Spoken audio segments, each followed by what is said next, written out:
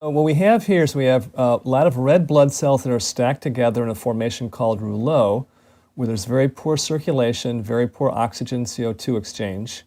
The red blood cells should be visible and separate like this one right here.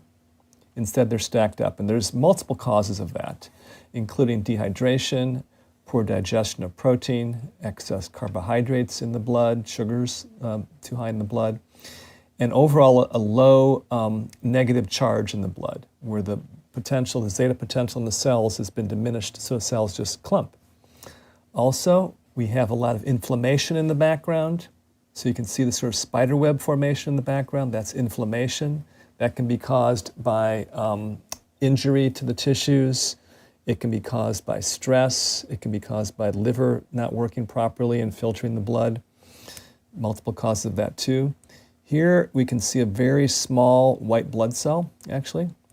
In the case of this blood sample, the person's white blood cells were too small. You can see this one here too. They should be 2 or 3 times the size of the red cells, and they're about maybe 1.5 times the size of a red cell. So they're not in ideal shape. So this is the picture of a sample of blood I looked at within the last week. So after that last sample of blood we looked at, the person did a 1-hour treatment with a frequency device called a Healy, which sends microcurrent and specific frequencies into the person's body. And that was 60 minutes. It was on this program called Immune System. So immediately after that treatment, I looked at her blood, and this is what we saw. It was about 50% of the blood improved. So instead of being stacked up, the red blood cells, you can see them here, they're separate.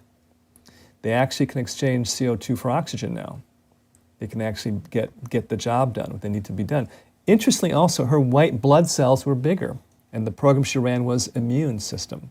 The white blood cells here, you can see, are about 2 times the size of the red cells. There's another white blood cell, more in the correct size. Some of the inflammation is gone too. The background doesn't have all that spider web type fibrin in the background. Let me run the video here a little bit. You can see, overall, the blood is a lot better. I would say it's a good 50% better in terms of the viscosity of the blood. The blood cells are actually moving. They're not all clumped.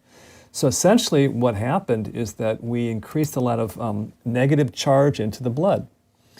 And that negative charge helps the cells separate from each other. So they have more of a surface area to get oxygen. And they have a lot more flow and movement of nutrients and energy through her body. And that's what her blood looked like literally 1 hour after the first sample, after she did a 1-hour treatment on Immune System.